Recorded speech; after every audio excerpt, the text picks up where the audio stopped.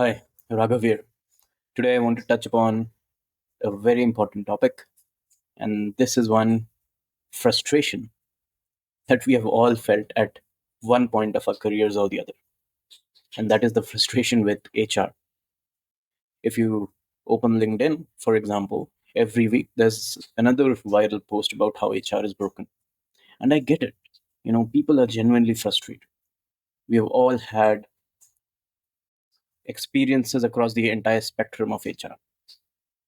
But when we resort to putting all the blame on HR alone, I believe we are diagnosing the wrong problem entirely.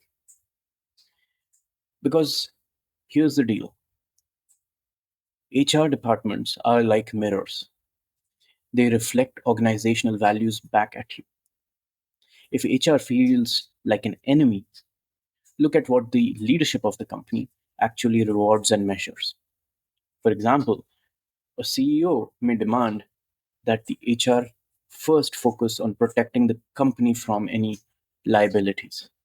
And so naturally, the HR defines its policies and its interactions with employees in the same way. And so it ends up feeling more like corporate security. Another thing that I've seen often is when leaders delegate all tough conversations to HR. So what happens? HR is always the bearer of bad news. They are the ones who have to take all the bashing from employees, and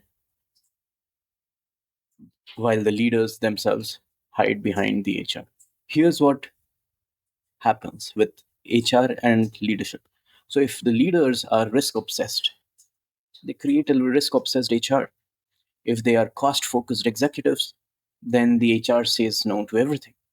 And if the leaders don't trust their team, then the HR pretty much acts like a espionage organization, spying on everything that the employees do.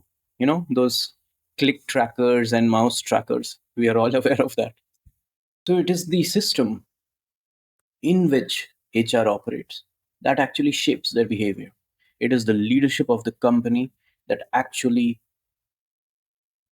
decides how HR behaves with us. What HR reports on determines what they focus on. How leadership treats HR determines how HR treats employees. The metrics you give HR becomes their reality.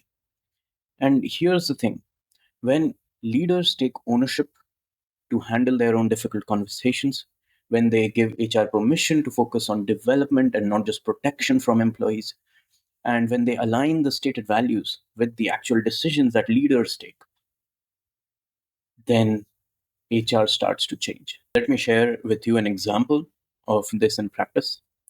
When I joined the place where I'm currently working, the company was in a bit of a flux. In the previous 6 months, they had laid off many employees. The employees' trust with HR was at rock bottom. And the reason for that is because HR and conversations with HR would often become precursors to being laid off. That is the trust deficit with which the HR was operating at that time. Since then, in the company, I've seen the leadership's approach change.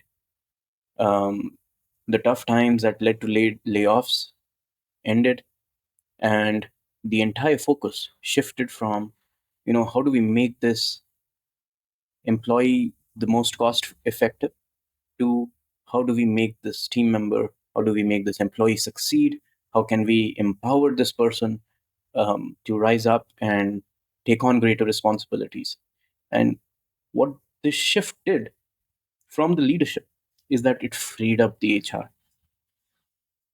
because now the HR in the company is focused on, okay, how do we create an environment where all the employees needs are heard, how do we create systems that can help empower the employees, how do we go from an environment where we would monitor employees to an environment where employees actually have trust placed in them, where we treat them as adults, and accordingly, how do we build an organization that is trust based instead of um, snooping or spying based.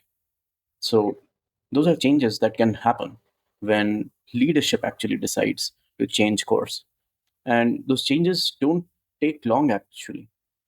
Probably you can expect within 6 months, if leadership decides to change their uh, trajectory and focus, employees will start seeing changes.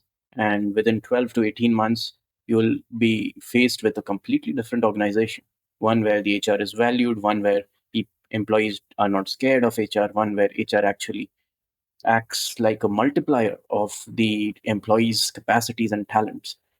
And that is such a great workplace to work at.